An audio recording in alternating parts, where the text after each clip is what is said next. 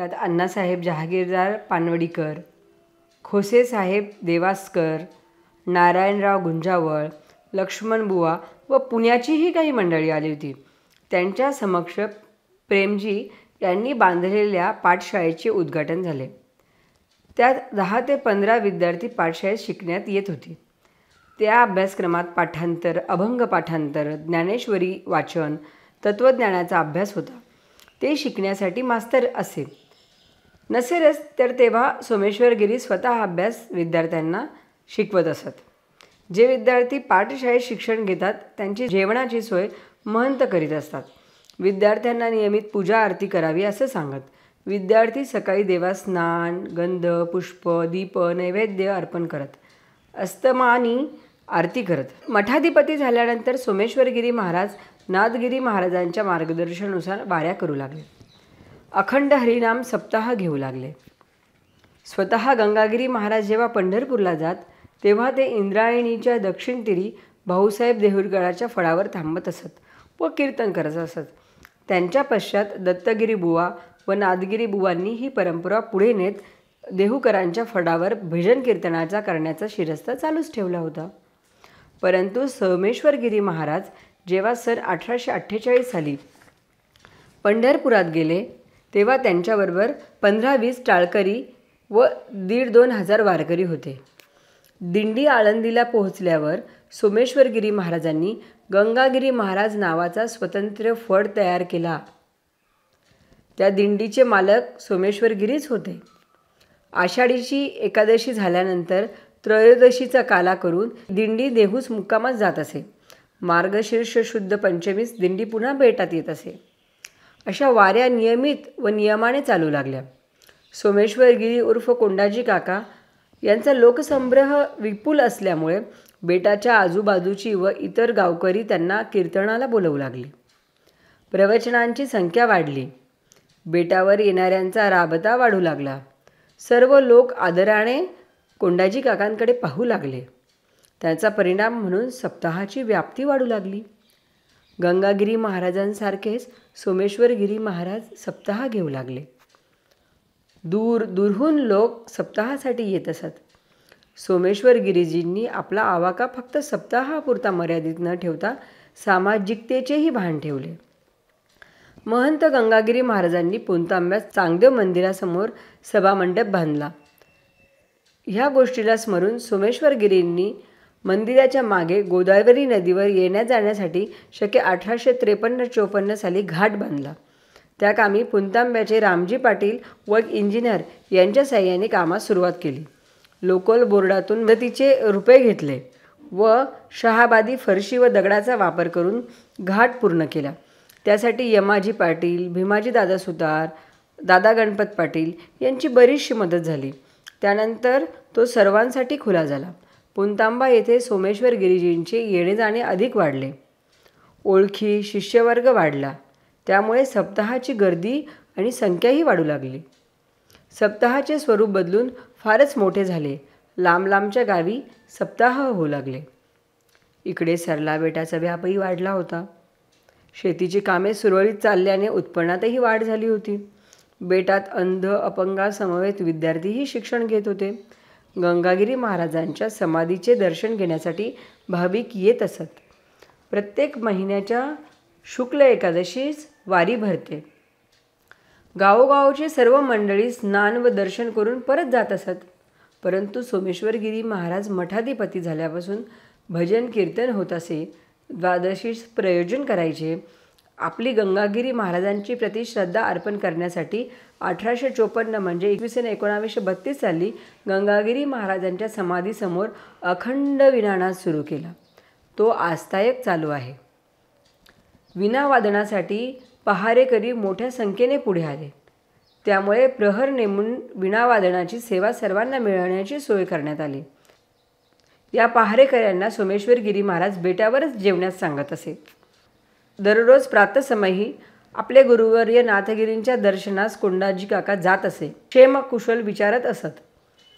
त्यांच्याकडून महंत गंगागिरी महाराजांबद्दल जाणून घेत असत. एके दिवशी त्यांना भेटायला गेल्यावर त्यांची प्रकृती ढासळल्याचे सोमेश्वरगिरीजींना जाणवले. नाथगिरी महाराज त्यांना म्हणाले, मला गंगागिरी महाराजांच्या समाधीसमोर सभामंडपाच्या पूर्वेस समाधी द्या. ह्या शब्दांनी सोमेश्वरगिरी महाराज गहिवरून आले. मग पूर्ण वेळ ते नाथगिरी महाराजांच्या सेवेतच राहिले. 1 आठवड्यानंतर म्हणजे 1784 फाल्गुन शुद्ध 3 ला नाथगिरींना वयाच्या 17व्या वर्षी देवाज्ञा झाली. त्यांच्या समाधी सोहळ्यात जमलेल्या जनसमुदायाने सद्गतीत अंतकरणाने त्यांना शेवटचे वंदन केले. त्यानंतर 16 दिवस षोडशीचा कार्यक्रम झाला. त्यानंतर आलेला सप्ताह नेहमीसारखा होता, पण गुरुचे छत्र हरपले होते. दिवसांमागून दिवस जात होते. कोंडाजी काका उर्फ सोमेश्वरगिरी महाराजांची उत्तरोत्तर प्रगती होत होती. बेटावर शिकायला येणाऱ्या विद्यार्थ्यांची संख्याही वाढत होती. जनसामान्यांची नितांत श्रद्धा होती. ते अनेक प्रश्न घेऊन कोंडाजी काकांकडे येत आणि समाधानी होऊन परत जात असे. पुढे काही वर्षानंतर आळंदीला जाताना फक्त वारीला न जाता त्यात भजन समारंभ चालू केला. त्यावेळी त्यांना माळी पिंपळगावचे गहिनी भाऊ, कोकमठाणचे धोंडीबा पाटील, गोवर्धनचे भीमाजी पाटील, काळवाघे शिंगव्याचे ज्ञानू पाटील, विठोबा कुंभार भुजडेकर व इतरही मंडळी त्यांना सहकार्य करत. पैठणच्या यात्रेतही दिंडी समारंभाने जाण्यास त्यांनी सुरुवात केली. दिंडी समवेत त्यावेळी 1400 ते 1500 मंडळी असत. मुक्कामेच्या ठिकाणी कीर्तन होत असे व दिंडीतील सर्व मंडळींना भोजन देत असत. फाल्गुन वद्य प्रतिपदेस सायंकाळी टाळकरी बेटात मुक्कामास येत असत.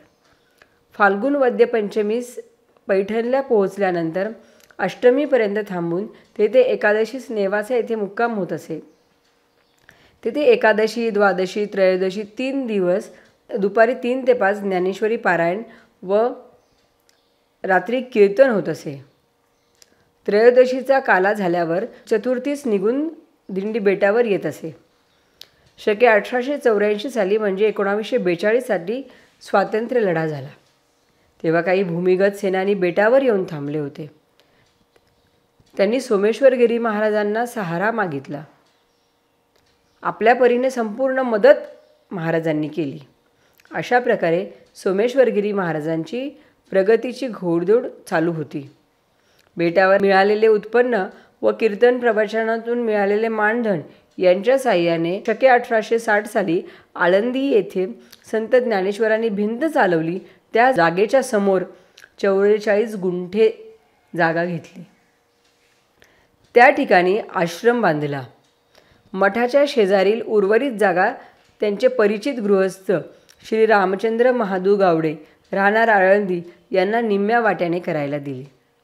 सदर गृहस्थ अतिशय प्रामाणिक व सदाचारी होते. ते प्रतिवर्षी निम्म्या वाट्याचे धान्य अथवा पैसे बेटावर आणून देत असत. कोंडाजी काका उर्फ सोमेश्वरगिरी हे अतिशय विद्वान होते. तेवढेच सुस्वभावी देखील होते. त्यांचा जनसंपर्क वाखाणण्याजोगा होता. माणसांना लळा लावणारे होते. सर्वांचीच प्रगती व्हावी, कल्याण व्हावे अशी त्यांची प्रामाणिक इच्छा होती. त्यांना वाटे आपले गुरुवर्य बंकट स्वामींनी दिलेले ज्ञान सर्वांना वाटावे अशी प्रामाणिक इच्छा त्यांची होती.